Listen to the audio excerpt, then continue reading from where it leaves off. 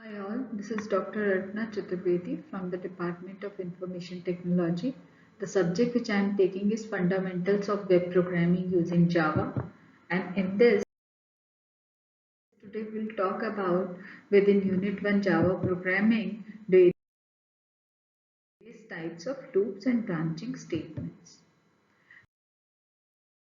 So, as you have already seen earlier in various programming concepts I taught you in Java, that in case you have to take certain decision at particular period of time, there are different control statements.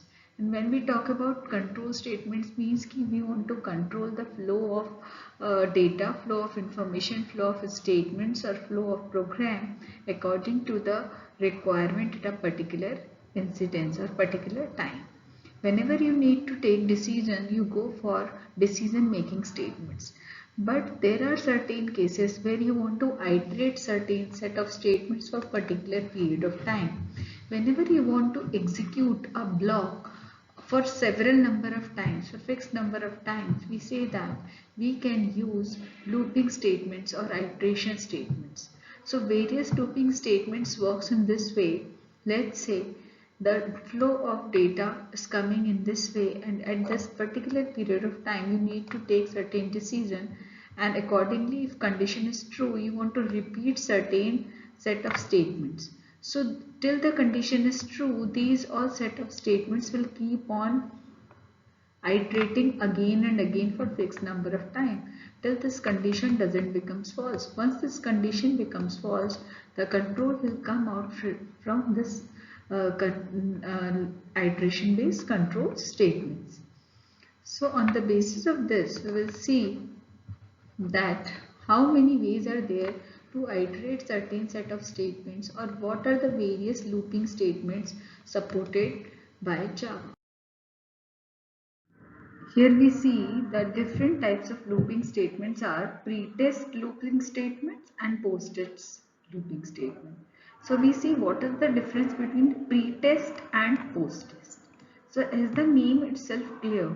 And I already explained you in earlier slide that whenever the information is coming from top and moving towards down, if suppose we have to iterate certain set of statements, and before iterating I want to check the condition first, then we say that it is a pre-test loop, because it is checking the condition first. If the condition is true, then only it will be going to execute the statements, or you can say it will be going to take the action, and then again it will keep on checking again and again the condition till the condition is true. It will be iterating the set of statement, otherwise it will be going to come out from the looping statement. Once the condition is false, it will come out from the looping statement. So these type of looping statements are known as pre-test, because it is testing before entering into the set of statements or into the iteration statements. Whereas post-test loop says that once, without considering whether the condition is true or not, let's say information is coming from top towards down, and within a block it iterates these all statements, and then it is checking the condition. If condition is true, then it will iterate all the statements again till the condition will be false, or otherwise if the till the condition will be true. Otherwise, once the condition is false, it will not enter into the block of statements which are to be iterated again. So here what happens, without considering whether the condition is true or false, at least one time it will be going to take the action on the set of statements which are written over here. And after considering one, if in case condition is false, it will not be repeating it again. Whereas here, if condition is false, it will not at all going to execute any set of a statement even for one number of time. So in case of condition is false, the total number of iteration of these set of statements will be 1, whereas in this case, in case condition is false, at least minimum one number of time it will be going to execute the set of statements to be iterated. So this is what pre-test. Before testing, it will not be going to execute the set of statement, it will test then execute. Whereas post-test, at least one number of times it will be going to execute the set of statements, and then it will be going to consider the condition, and accordingly further on it will be iterating the set of statements. So on the basis of this, we see what are the different pre-test looping constructs and post-test looping construct available in Java. Here, as I have just explained to you, that the minimum number of iteration in the two loops are like this. In case of pre-test loop, the body may not be executed, as I just explained you, in case the condition is false, so it will be coming out. So minimum number of iteration will be 0. Whereas in case of post-test loop, whether the condition is false or not, at least once the body or the iteration statements will be going to get executed. So minimum number of iteration is 1. I hope with the help of this particular flowchart, it is easy to understand the way the statements get executed and the way the flow of information get executed.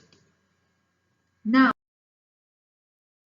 we see that what are the mandatory steps we need to consider to use any kind of loop, whether it is pre-test or post-test. So there are 3 different steps which are to be considered every time whenever you are using any looping statement. First is initialization, second is your condition, and third is your update statement. So if we talk about pre-test loop, we should always remember that we have to, before entering into the body of the loop, outside the looping statement, we need to mention the initialization, that from where to start. Initialization, from where to start iterating. What is the condition which will be going to, you can say, force the statements to be executed again and again. That is the initial step. Then it will check the condition, whether the value which is initialized is right or not. If it is true, we need to write all the actions which are to be iterated or to be taken in case the condition is true. Once these all set of statements get executed, it can be in any number, we need to update the value of the variable which is initialized earlier so that it can iterate the statements again. So we have to update what next, whether to repeat the statement again or not, whether to repeat the statement or not. So if we are updating and again in case it is checking the condition and it is becoming false because you have updated the condition as false, then it will be going to come out. So the 3 steps: first, in case of pre-test, we have to write initialization, then condition, then statements to be executed, and then update. Whereas in case of post-test, initialization will be there as it is.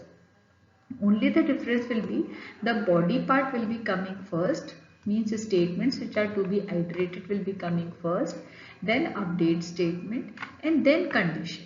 Condition will be lying over here. So the 3 important steps: 1, 2, and 3.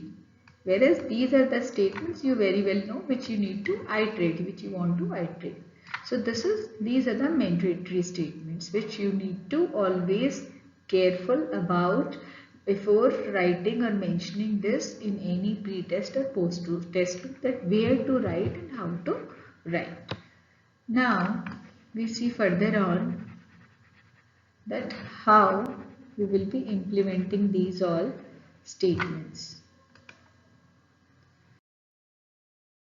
So look over here. As I already explained you that there are 2 types of loop, pre-test and post-test. Within pre-test loop, the 2 constructs which we use are while and for, and within post-test, do while.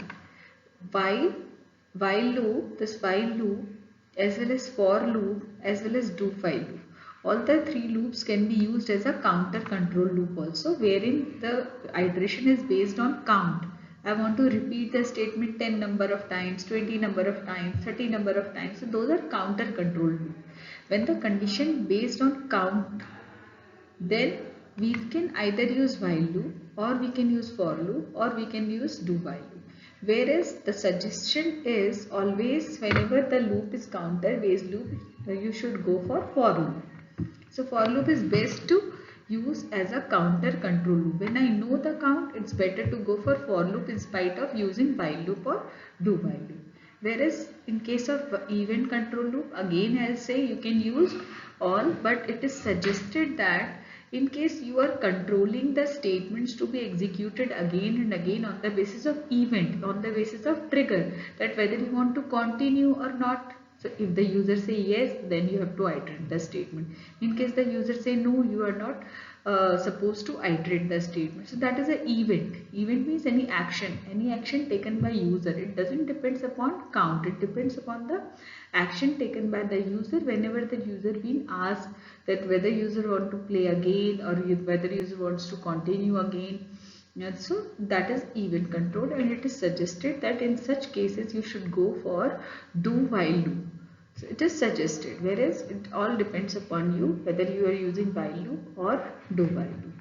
In case of Java, there is one more loop which has been introduced, that is for each loop. It is also known as enhanced for loop or labeled for loop, where you can set a label, and in case condition is true, you can just pass on the control to that label. So this is what is new in Java. So we'll see in further slide that how we'll be using these all different type of control statements, and how these all will be going to behave in different incidents or situations, when to control the count or when to control the statements using action, or you can say using trigger of event. So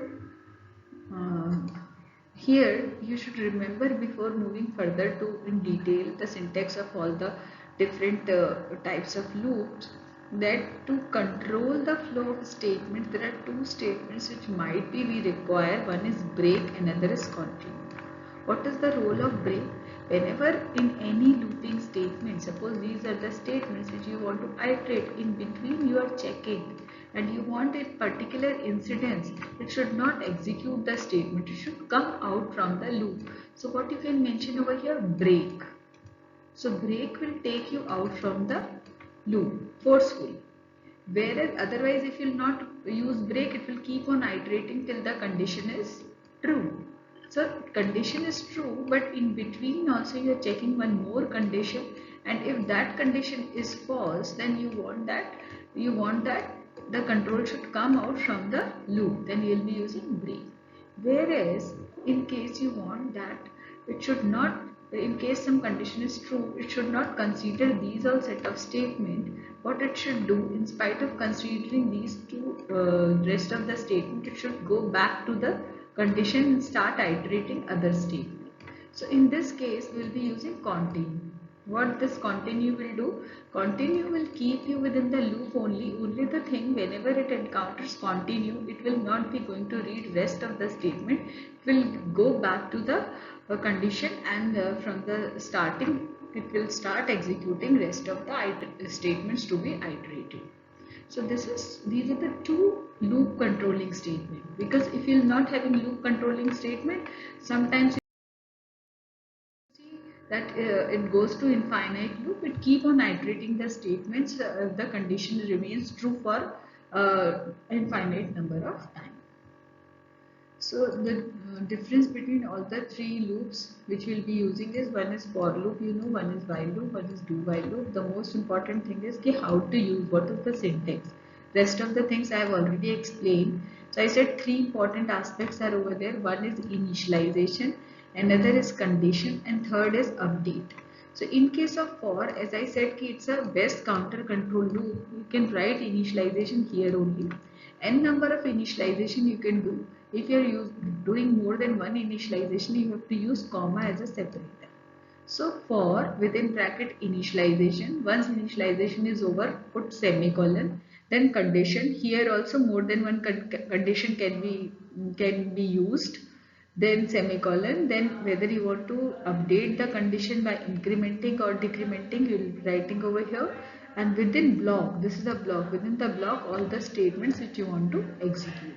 These loops are used basically when you know that how many number of times loops are to be used. Like here in this example, I am saying for int I is equals to 1, it means iteration start from 1. It will go till it doesn't becomes equals to 10. And once it will check this initialization and condition one time, it will be going to execute this statement. That means it will be going to print 1. Then it will be updating 1 by 2 and again check the condition and again print the number. It will keep on doing this till 10. Once it becomes 11, it increment this I value by 11. 11 is not less than 10, so it will come out from the loop. So this is about for loop. Now we see about while loop. Within while loop, as I said, it's better if your iteration is based on condition, based on event, then you should go for while loop. So here you will be going to initialize outside. Initialization will be coming first. After initialization, here condition you will be writing. If condition is true, you will be writing within block the statements to be executed. Like here, outside this while loop, I have written int I is equals to 1. This is the initialization. Then I am saying while I is less than is equals to 10. It means it will check the condition. Condition is true. It will print the value of I and then again update. This is update. It will update the value of I here. It becomes 2. Again check the condition. This is true. It will going to print 2, then 3, keep on doing. Once the value of I becomes 11, it will check whether 11 is less than is equals to 10. No, it will come out from the loop. So this is the syntax of while loop. While, if we talk about do while, irrespective of condition true or false, it execute once, minimum number of once the statement. So you can see over here in syntax, initialization will come outside. Here you will be initializing, then we are writing do, then within block all the statements to be executed. Once then you will be writing update also here itself, and then you are closing the block and then mentioning the condition. You have to remember that semicolon will come over here. Fine. So in example you can easily see in this example that how we are doing. Give me a second. Let me use the eraser. So look here it is an initialization. The value of I is equals to 1, not checking the condition, first of all printing the value and then updating the value and then checking the condition and putting semicolon also over here. So I is equals to 1, it will print 1, then increase the value of I, it becomes 2, check 2 is less than is equals to 10, yes, then print 2. Similarly keep on doing. Once the value of I becomes 11, it will check 11 is less than is equals to 10, no, it will not going to enter into the block. So this is the difference. You have to remember how to use do while, how to use for, and how to use while.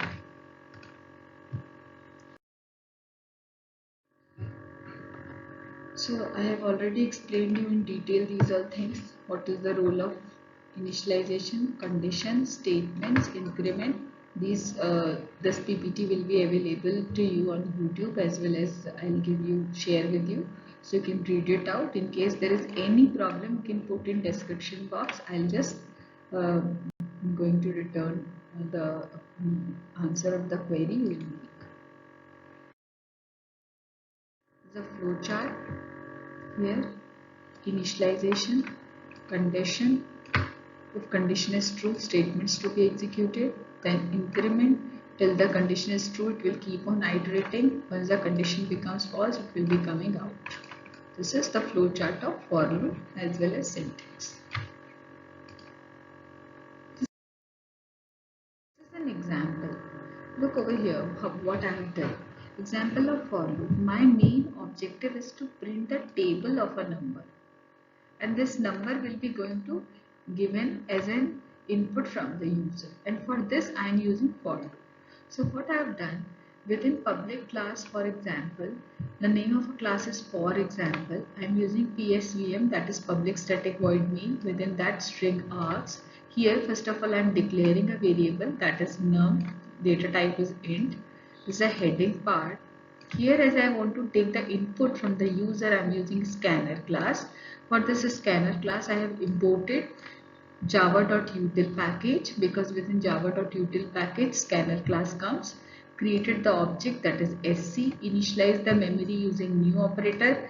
Then this is the name of a class, constructor building the value through the input which will be coming from the standard input device, that is keyboard. So I am passing in argument system.in. Now whatever I will going to enter through the keyboard, that value will be coming to the object SC. Now with this object, how I'll be going to track the value? So what I'll do, here I'm asking user to enter a value. System.out.println, enter a number. This is a prompt. User will read this, user will hit a number, the number will go to SC. From SC I'll fetch the integer value. How? SC object is having one function, next int. So it will be going to pick the integer value which is there with the object and store it into num. So this is how we have taken only input. Now with this input I have to use for loop to display the table. So what I do, I say, because the table, when I say it is any number, the product of this number is to be calculated from 1 and then it should go till 10. Every time I have to multiply this n number whose table I am going to find out by 1, then 2, then 3, then 4 till 10. So it means that the same process is to be iterated with new value. That is first of all it is 1, then 2, then 3. Next time it is n into 2, then n into 3. So n is constant. What is changing? This 1, 2, 3 is changing. So to control these all values and to repeat this statement, what we do, we initialize the value in for loop by 1. So I have taken I is equals to 1, goes till it doesn't becomes 10. Every time it will be incrementing its value and I am going to print num into I equals to num into I. So here it is going to calculate the value. Here it will be displaying whatever value is going to get entered by the user. Here this is a symbol because it is a string enclosed within double quotes. Then I, whatever value I am using in I to find out the product. Earlier starts from 1, goes till 10. Then the symbol of equals to, it's coming within double quotes, and then num into I. So this will be the calculated value. All the variables and strings are being concatenated using concatenation operator. So this is how for loop will be going to work. You have to remember one thing when we talk about for loop. First time what it do initialization and then check condition, right?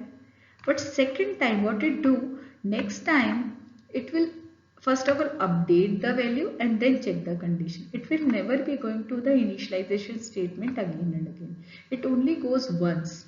Once it initializes and then directly comes to the condition. If condition is true, it will directly come to the statement which is to be executed. But second time to iterate, it will first of all update and then check the condition.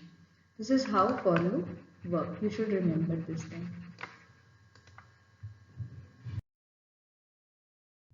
Now we see the nested for loop. You can use multiple for loops also. Loop within loop. So for this what you can do, see, look over here. This is one loop for I is equals to 1, I is less than is equals to 3, I plus plus. Within this I am saying for int j is equals to 1, j is less than 3, j plus plus. So once the value of I is 1, this inner loop will be going to iterate. How it works? It will check I is equals to 1, I is less than 3, yes. Now it will come to inner loop. Till this inner loop doesn't becomes false, it keep on iterating or the statement which are lying within this inner loop. So once the value of I is equals to 1, j will be going to repeat itself from 1 to 3. So you can easily look at the output. 1 is constant and j value is increasing. J is 1, 2, 3. Once j becomes false, it will come out and increment the value of I. It becomes 2. Now 2 is constant. J is repeating itself again for 3 times. Now once j becomes 4, it will come out and increment the value of I. That is, now the value of I becomes 3.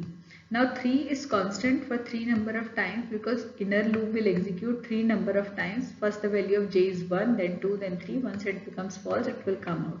Now it will make the value of I as 4. I has to be repeated again and again the statements which are inside this for 3 number of times because the condition is I less than is equals to 3. Till the value of I is less than is equals to 3, it has to repeat this inner loop. So it has done the same thing till the condition is true again and again. For 1 it is repeating the for loop. Look over here. Once the for value 1 repeating the inner loop. For value 2 repeating the inner loop. For value 3 repeating the inner loop.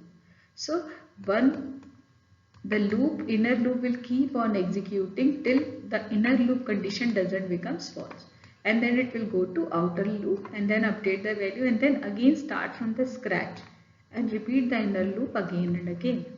So this is nested for loop. Mostly in multi-dimensional array we use nested for loop.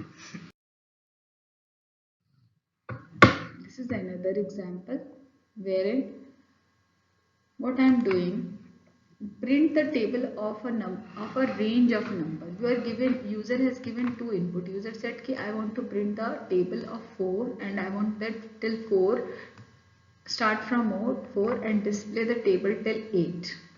So 4 table, 4 ones are 4, 4 till 40, then 5 till 50, then 6 till 60, then 7 till 60, then 8 till 60.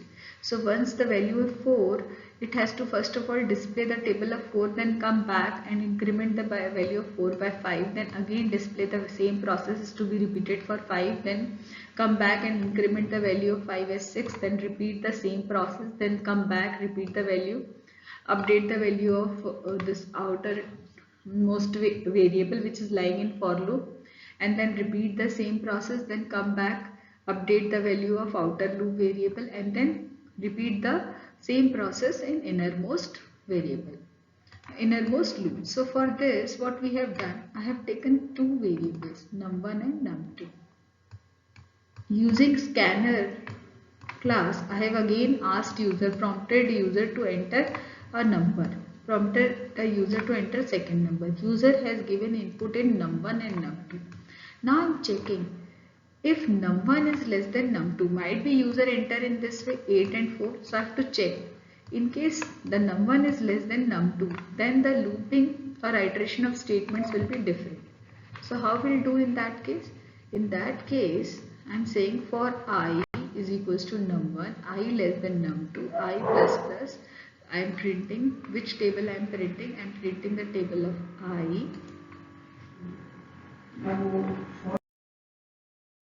So this is why what we are doing over here, we are saying कि for earlier we have said I is equals to num1, I will go till I is less than is equals to num2, because we have to start the table to print from num1, let's say it's num1, and another num2, let's say it's 8.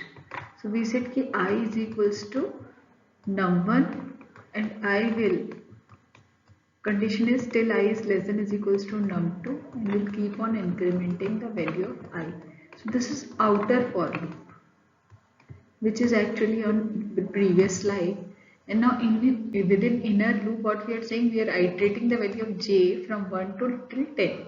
And again we are performing the same thing, printing the value of I which is having num1, then a string, then j which will keep on changing its value from 1 to 10, then equals to symbol, then I into j. This will be the calculated value.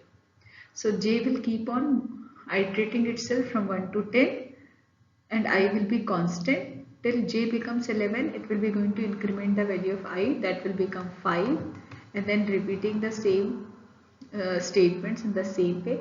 Then again the moment the value of j becomes 11, it will increase the value of I, that becomes 6, and will keep on doing till the value of I doesn't becomes 9, and in this way it will print the value table of 4 to 8.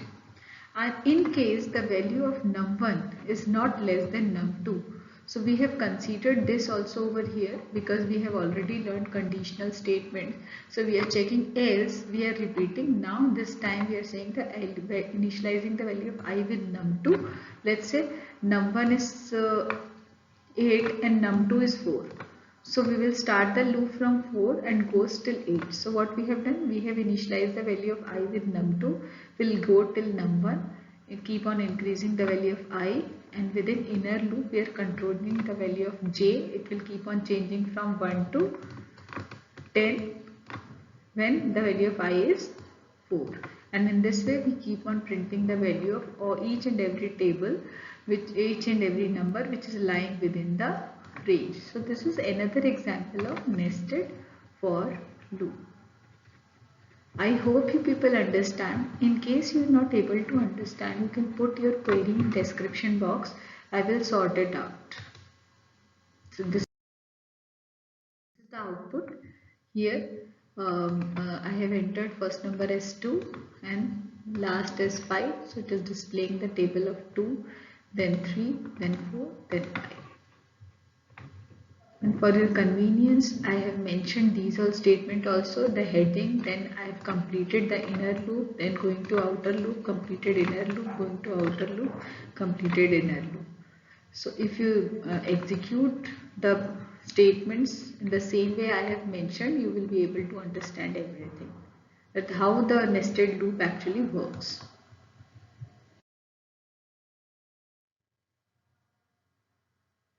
There are so many number of examples I have considered over here to just explain you. I'm just asking user to create a half pyramid. I'm asking user that how many number of rows you want in a pyramid. So let's say user enters 6. So 6 number of times this loop will be going to iterate. 1, 2, 3, 4, 5, 6. So how we are doing? We want that first time the loop should display only 1 star. When the loop is going to iterate for second number of time, it should display 2 stars. For third time, 3 stars. For fourth time, 4 stars. For fifth time, 5 stars. For sixth time, 6 stars. The 6 is controlled by the input given by the user. So what I have said, these are basically rows. So I'm asking user to enter how many rows user wants in a pyramid, taking input in rows. Now if rows is greater than 1, I'm just using 2 loops. I'm saying I is equals to 1 till I is less than is equals to row I plus plus, and the value of j is controlled by the number of rows. See, these are the values of j only. When I is 1, j is iterating itself for 1 number of time. When I is 2, j is iterating itself for 2 number of time. When I is 3, j is dependent on I. So what we are saying, j is equals to 1 and j is controlled by I. So till j is less than or equals to I, it will keep on increasing its value. So it will not go beyond the value of I, where I mentioned in condition. Till j is less than or equals to I. It will keep on printing star, and then I am giving space so that the space should appear. Then second time it will display the star in the same row.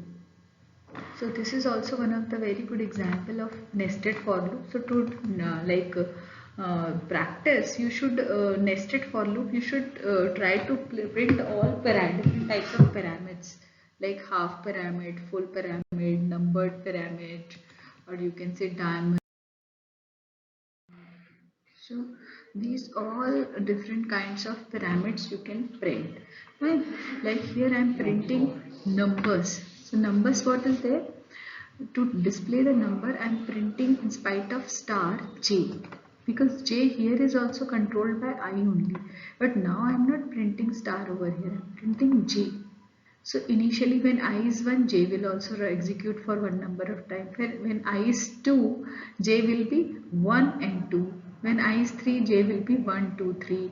So this is how you have to just play smart, understand smart, and you will be able to get a good hand in practicing or using nested for loops. Here I am displaying the alphabets. When I have to display alphabet, see, to display the alphabet, what I am doing? This I am taking caret. I'm taking only caret. What is the character at that particular place? Then character at, this is start and this is end. Right? From which character to which character? Let's say I want to print from D to H.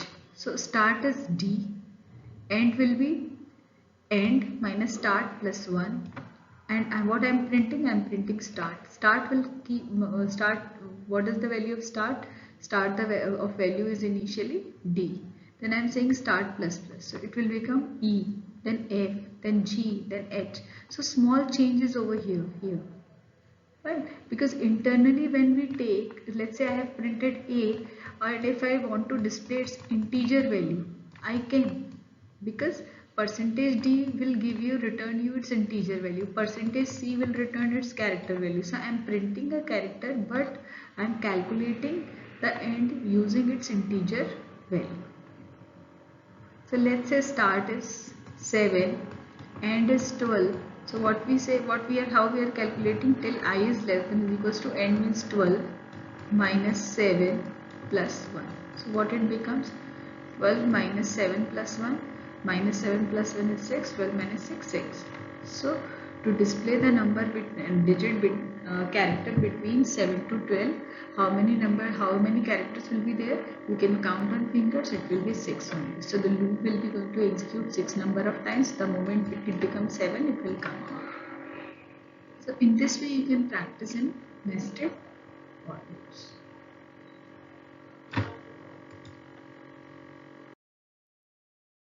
This is a full pyramid. When we are displaying full pyramid, then also you can practice on this nested for loop only. Here also I am controlling the value of j or spaces with I only. So here I am saying how many number of rows you want to print. Then I am saying rows minus I. I is going to display the total number of rows from 1 to the number of rows, and spaces, here we want to display spaces also because we want it in center. So to control these many number of times the space should appear, then 1 less, then 2 less, then 3 less, then 4 less, in this, then 5 less, then 6 less, then the total number of rows, the total number of stars which are equal to the total number of rows. To control the space, we are using the number of spaces should always be less than the number of rows minus 1. Suppose I want to display the number of rows as 7, so the number of spaces which will be coming will be like starting from 1, then 7 minus 1 is equals to 6. First time 6, then 5, then 4, then 3, then 2, then 1. In this way. So to control the spaces, we are using the nested for loop in this way. So many number of examples are given over here. This is an example of inverted pyramid. It is a full pyramid but inverted. So again, you please go through this. I just want you people to practice these are questions and understand in case you are not getting that how I am going to print the inverted pyramid. Now in case of inverted pyramid, I have to start from the back. Like as many number of rows I want to print, those many number of stars should come first, and then spaces should go. Let's say the number of rows are 8, so spaces should go like this, that earlier it should be 0, then 1, then 2, then 3, then 4, then 5, then 6, then 7, in this way, these spaces. So we will be able to run the print the full pyramid. So we are controlling space in that way. We are starting from space is 1, then space is less than rows minus 1, space plus plus I am printing, and here the star I am printing from starting from I. So I, because inverted, let's say I is equals to number of rows, I is 8. So here also j will be 8. J is less than or equals to half of the spaces we have to consider. So 2 into I means 2 into 8 minus 1, that is 7. So this is how we are controlling.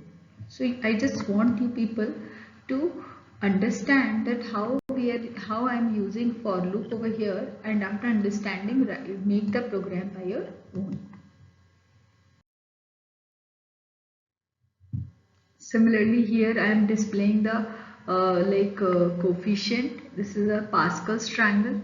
What this Pascal triangle says, Pascal triangle say ki if the value of j is controlling the innermost loop. So if the value of j is 0 or value of I is 0, any of the value, j is 0 or I is 0, the coefficient will be 1. Otherwise, coefficient will be coefficient into I minus j plus 1 divided by j.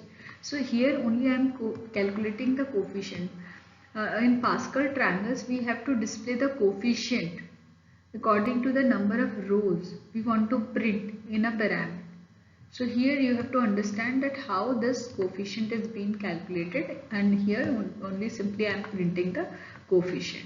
So you just understand this also, do by your own and then ask me.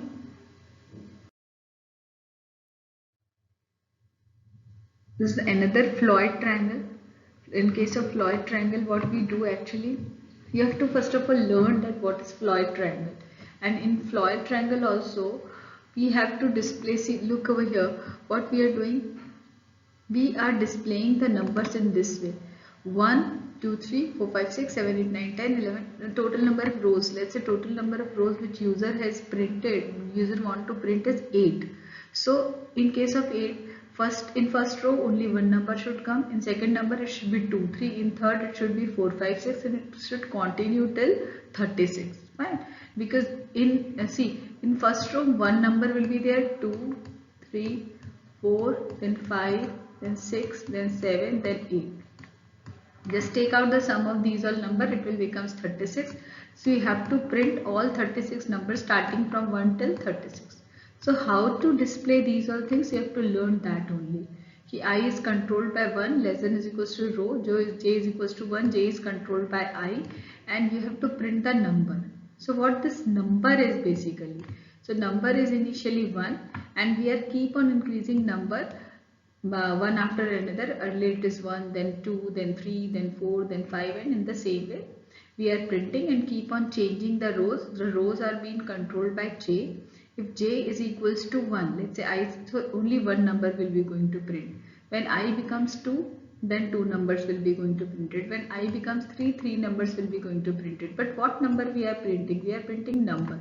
From where this number is starting? Number is starting from 1.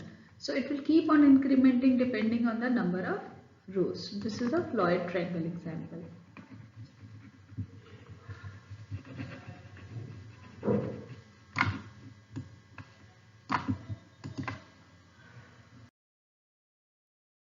Now see how we use for each loop. For each loop is an enhanced for loop which is being introduced in Java 5. It is basically used whenever we are using the concept of array. So to traverse the collection of elements in an array, it's better to go for each loop. So it will consider each and every element of an array. And if we talk about syntax, what is syntax? What is the syntax of for each loop? It only need two arguments. One is declaration and another is expression.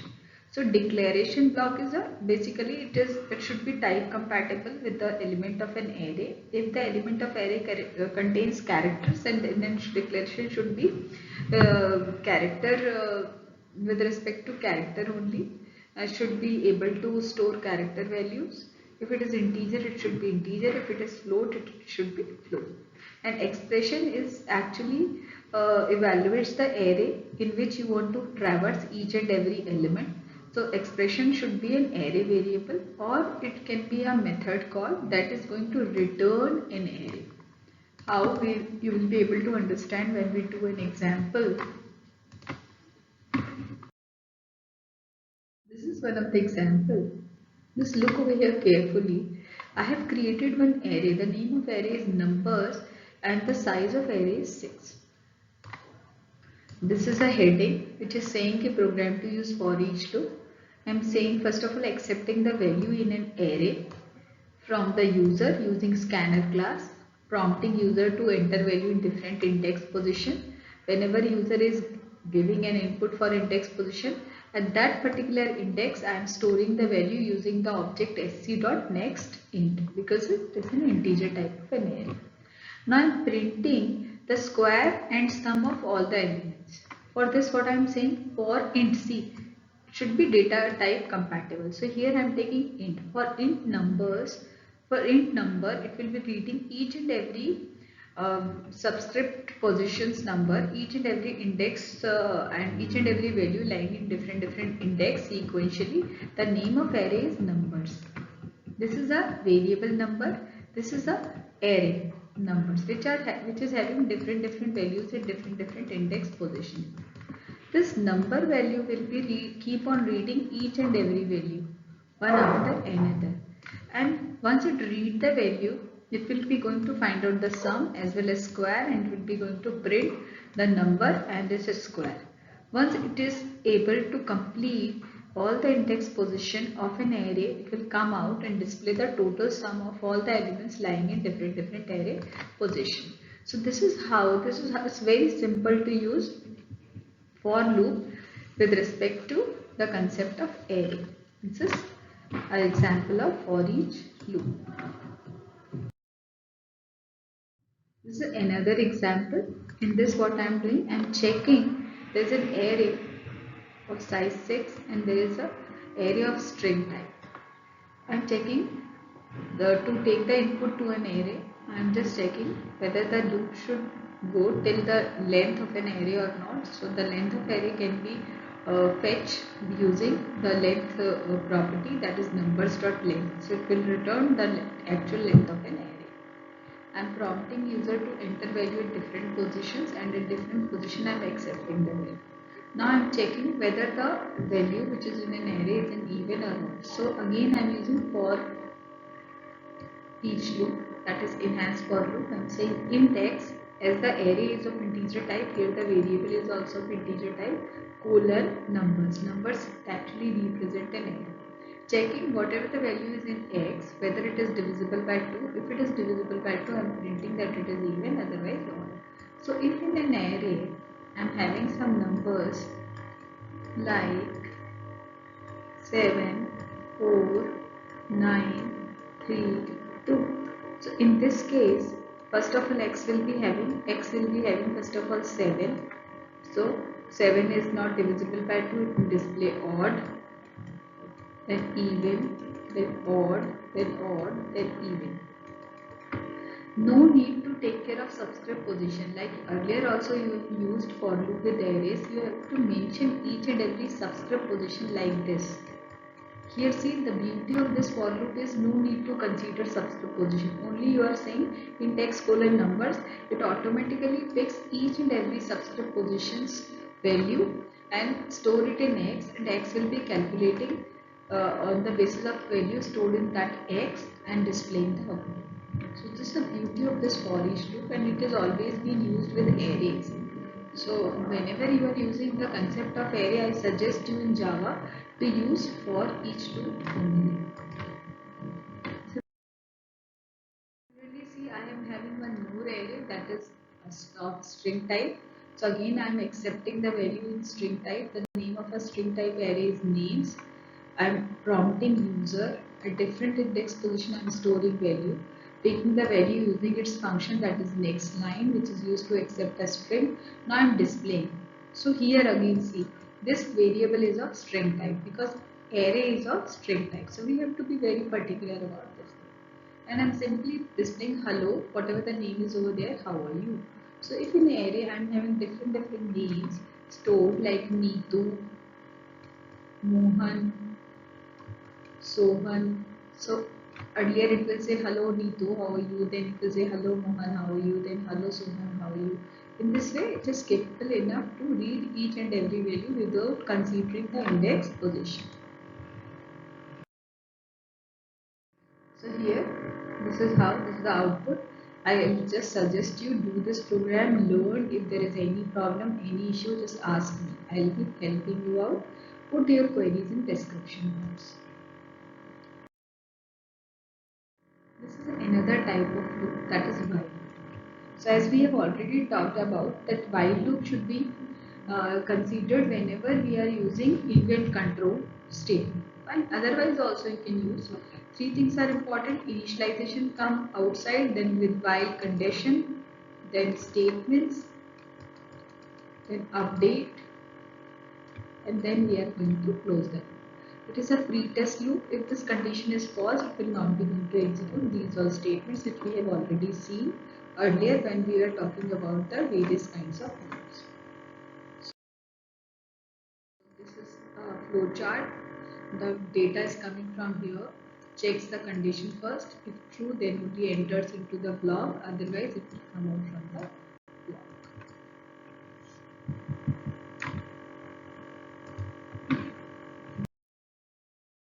This is an example where what we are doing. This example is to just explain how to use while loop. For this, I am accepting a number and display the table of that number. So I am prompting the user to enter a number. User entered a number and I am storing it in num. Num is an integer type of variable using scanner class to accept the input. This is the heading.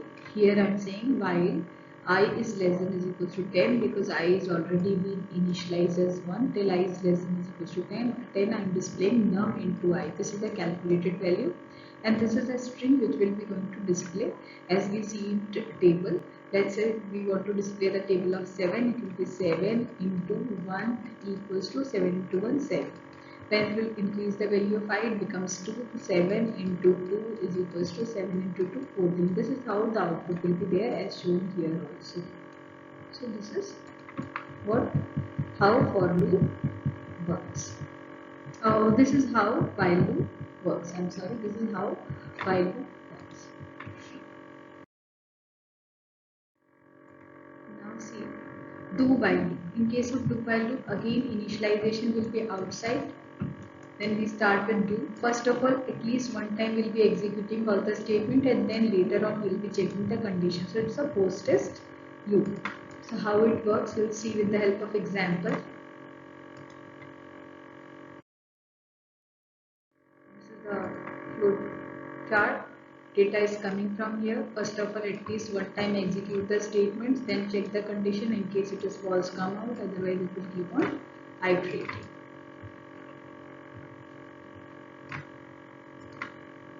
This is an example. Here again I am displaying the table only.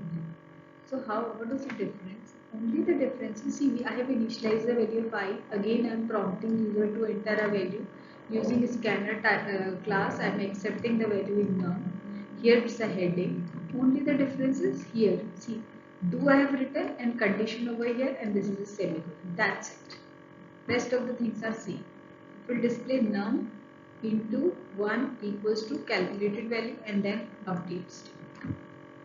So you have to be only very particular about this thing, that which loop is to be used when, which will be the best loop to use when, and how to use. Now as I talked about control statement, that there are two control statements, one is break, another is continue. When we talk about break, it will be taking forcefully you out from the loop in case the condition which is defined inside the statements which are written in a block statement or in a statement which are to be iteration are true, then it is going to take you out forcefully from the loop. So here you can see the while loop. Here I am saying the value I is equals to 1. I am going to display the value till 10, but I am saying in case it is equals to 5, you come out.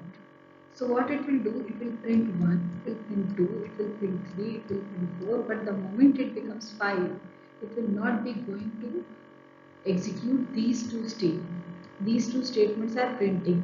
Earlier it was 1, then updated, then it becomes 2, then 3, then 4. The moment it has updated the value of I is 5, it becomes 5, it will come out because it has encountered break.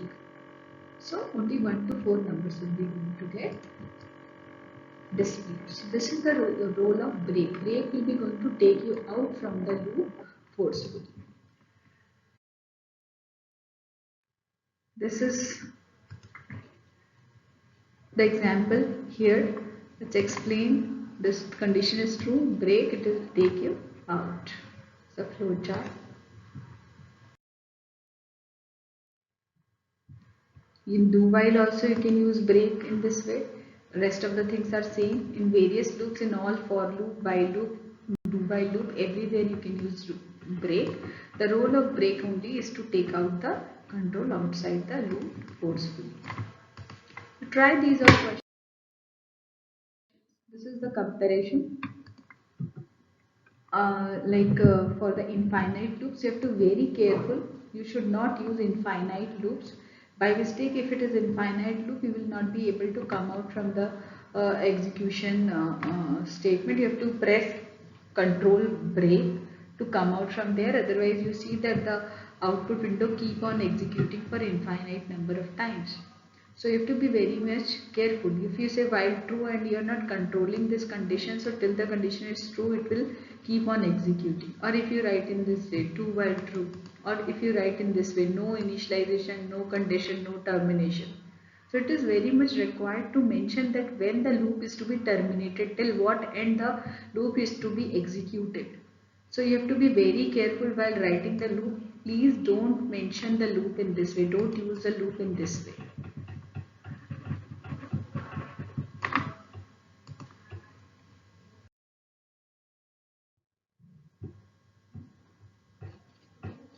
this is the example wherein I have used for loop in this way, and if you see that the output screen will keep on executing the statements again and again, it will be difficult to stop the output screen. You have to press Control break to come out from the output screen.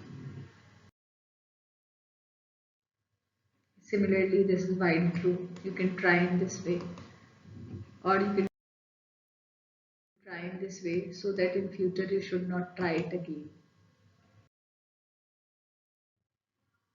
From command line also you can give the input to the for loop or to control the loop. How? These are certain parameters which comes under this when we say this string args. Actually, what is this? Whatever the command you are going to pass through the command line, those goes to this main function as an array of string. So to fetch the argument, fine. What we say, args is declared as an array of string, whereas if it is an array of string and I want to fetch each and every value, 0 will mention the first character, 1 second, and so on. And if we want to know that how many command line arguments are being passed through the user, we can know using args length. Args length will return the number of arguments passed through command line. Let's say while executing the program, I have said the name of my Java program is my program, and I have written hello Melbourne. And if I want to print that how many arguments are there, and if I mention args.length, it will return 2. And at 0th position, hello will be lying. At first position, Melbourne will be lying. How will fetch? We have to write args 0. Args 0 info hello. Args 1 means Melbourne. So in this way also you can pass, in spite of using scanner class, if you want to pass the argument through command line, you can. This is an example. Herein what I am saying int earlier count I is equals to 0. I have taken one variable my string of string type, one count. In count I am fetching args.length. Args means whatever argument I am passing through the command line. Here I am just displaying system.out.println number of arguments. Count will be giving me that how many number of arguments I have passed, starting the loop from I is equals to 0 till count, because array starts from 0th position. I am saying my string is a variable, is equals to args I. So whatever the argument is there at ith position will be going to get stored in my string variable, and then I am printing Java is my string, and then again whatever value is there in my string will be going to get concatenated with two strings, that is Java is an exclamation mark. And to move to another argument, I am incrementing the value of index position starting from 0, then I is equals to I plus 1 also. So how the output will be over there? In case I mention this thing that javec command line example.java, it will execute, no error is coming. Then I am saying Java command line example, this is a class file, simple, object oriented, distributed, robust, secure, portable, multi-threaded, dynamic. So how many arguments are over there? 1, 2, 3, 4, 5, 6, 7, 8. So this is 8. Then it is concatenating every time the string which is there at subscript position. So 0, 1, 2, 3, 4, 5, 6, 7, 8. So Java is simple, Java is object oriented, Java is robust, Java is secure. Each and every argument at different position is being concatenated with Java is and exclamation mark. And each and every index position value is being stored in my string. My string was a variable which is taken as string type. So I just want you all to practice on these all questions, and in case you are having any problem, you can ask me so that I can help you out in understanding the concept with much more better way. So this is all about various kind of loops. Thanks for today. In other classes, we will see more details of Java related concepts. Have a nice day.